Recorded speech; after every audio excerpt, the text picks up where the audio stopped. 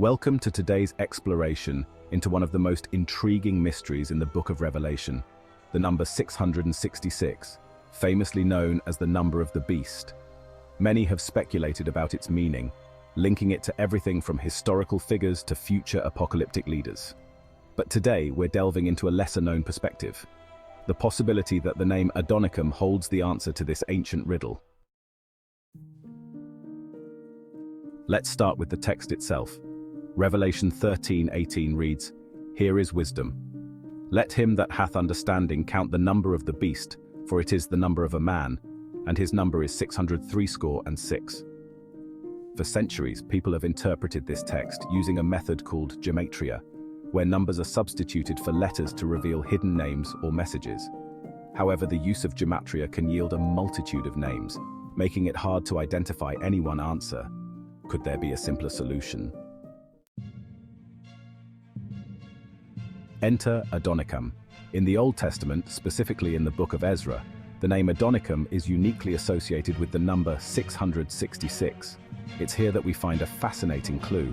In Ezra 2:13, Adonikam is listed as the head of a family with precisely 666 descendants. And while it's easy to overlook, this connection is actually the only instance in the entire Bible where a name is tied to the number 666. But why should we think this connection is significant? To answer that, let's consider something called Janus Parallelism. Ancient Hebrew writers often use this literary device to create dual meanings within a single phrase or word. Named after the Roman god Janus, who looked in two directions, this technique invites readers to interpret a phrase in both backward and forward directions, linking two ideas within a single phrase. In our case, the number 666 acts as a Janus parallel, connecting the symbolic beast of Revelation with Adonikam from the Old Testament. The riddle, therefore, doesn't require obscure methods like Gematria, but instead directs us to a name that's been there all along in the sacred texts. So, how does this work? Revelation chapter 13 verse 18 gives us three key clues about 666 that point toward Adonikam. First, the word calculate hints that something simple is required. Adding 1 to 666, we get 667, which corresponds to the descendants of Adonikam in another biblical passage, Nehemiah chapter 7 verse 18, which lists them as 667. Second, the number is of a man.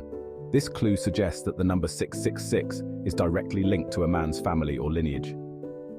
In this case, Adonikam is identified with this number through his descendants. And finally, the phrase implies an intimate connection between the number and one specific name, Adonikam. This brings us to an important question. Why Adonikam? What does this name mean, and how does it fit with the portrayal of the beast?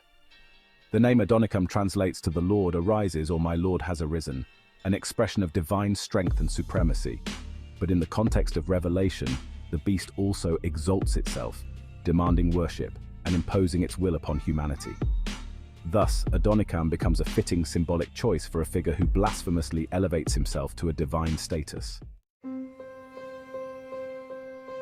Biblical scholars like E.W. Hengstenberg note that Revelation's beast mirrors Adonikam's assumed power. In his commentary, Hengstenberg argues that Adonikam's name could symbolize the beast's blasphemy and self-exaltation. This perspective presents the beast as a rebellious force, echoing the meaning of Adonikam's name, a leader who rises not to protect, but to dominate and defy divine authority. In summary, identifying Adonikam as the symbolic name of the beast offers a fresh perspective on the meaning of 666. Rather than looking to future figures or historical tyrants, this interpretation anchors the number in ancient Hebrew literature, directly linking it to a name and character who fits the description of the beast. This elegant solution to the mystery of 666 follows the rules for solving riddles and Okham's razor, as nothing is imported from outside scripture. Interpreting it as Adonikam offers a compelling answer rooted in biblical tradition and literary structure. Thank you for joining us in this exploration of one of Revelation's most famous mysteries. If you enjoyed this video and want to see more deep dives into ancient texts and hidden meanings, make sure to like, subscribe, and click the notification bell for updates. Until next time, keep searching for wisdom and understanding.